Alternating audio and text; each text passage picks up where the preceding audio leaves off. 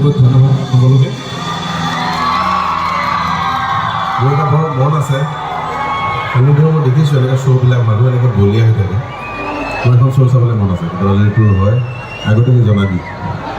ঘূৰি মেলি আহিম এটা গান শিকি মেলি গাম